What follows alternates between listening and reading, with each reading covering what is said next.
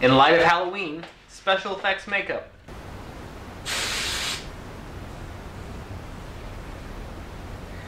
They weren't lying when they said freeze. This stuff is cold. Now I know what Walt Disney feels like. It's so uncomfortable. Now let's make it 4 times speed, because this took quite a while. And let me just say that no one likes cold things on their heads. That's why there's an ice bucket challenge. I learned that I needed to be as smooth as possible for this project, so the first step was flattening my features so that I could be as smooth as I could. This meant hairspray followed by spirit gum on my eyebrows, as you just saw. Spirit gum, if you don't know, is a theatrical adhesive. Then comes powder, followed by a sealing unibrow coat of liquid latex over my eyebrows to help hold everything in place and ensure that they don't stay sticky for the later stages.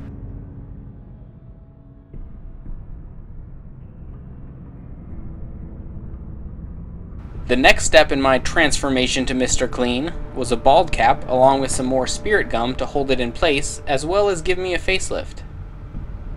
Now I know why he's always so cheerful. On the other end of this, taking the bald cap off took quite a bit longer than I was expecting, and thanks to the spirit gum it seemed to pull about half my hairs with it.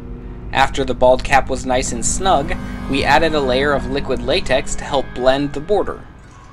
To further aid in blending, some tissue is added as well.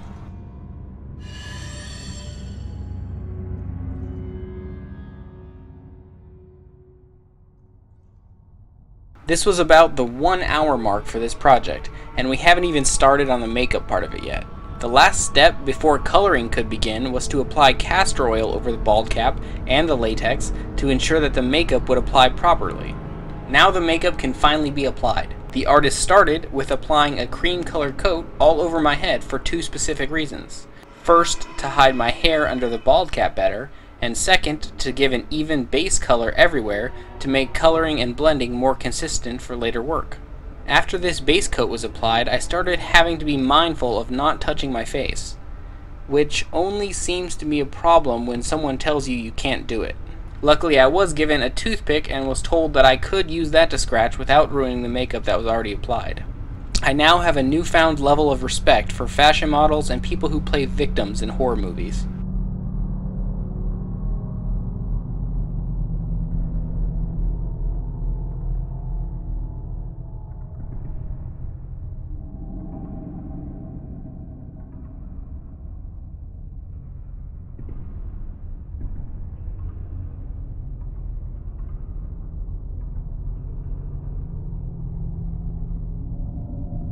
The majority of the outline you see here was colored with a black gel liner and blended with brushes.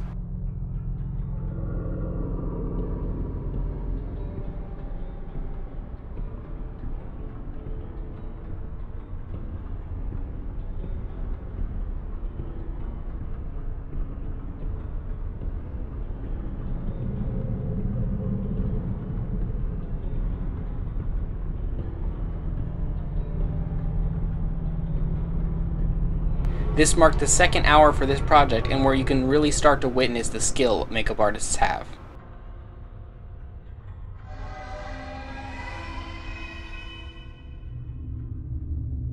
So while my artist is doing her thing, let's talk a bit about makeup artists themselves and my own experience getting makeup put on me.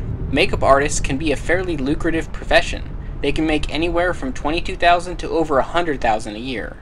That's a fairly large range, but there's a lot to the field. The ones that make it big are usually artists for stars, and they do well in states like New York or California. A median salary for a makeup artist is just below $65,000 a year, which is quite a bit more than I'd expect. And that's before any kind of tips.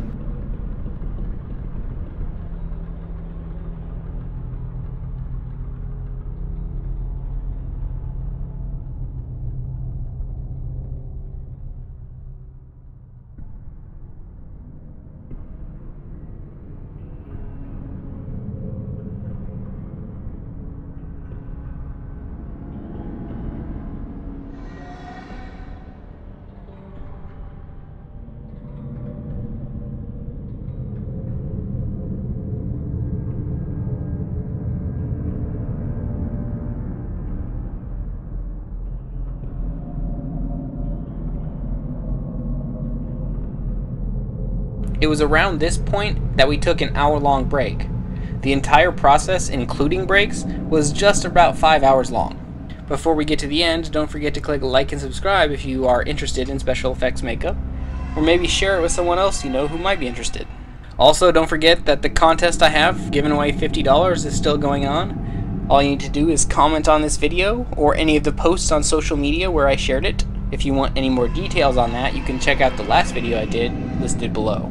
Getting back to what my makeup artist is doing, several minor coats are applied to be shaded later. This is a common approach that many artists use to get the outline in place before focusing on more detail.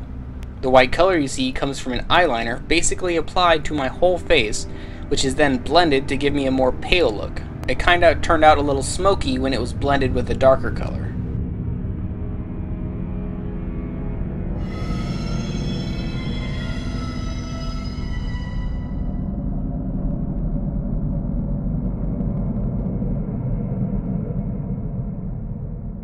Once the white color was added and blended, the outline was complete, and she could focus on some of the more minor details like shading.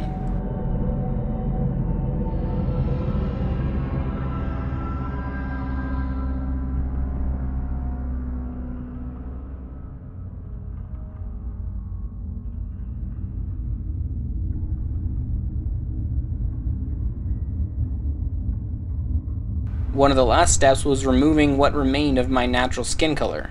First it was my lips, then my eyes, then we went outside and sprayed my neck black to give a better effect. Thanks for watching, hope you all enjoyed it, and I'll see you next week.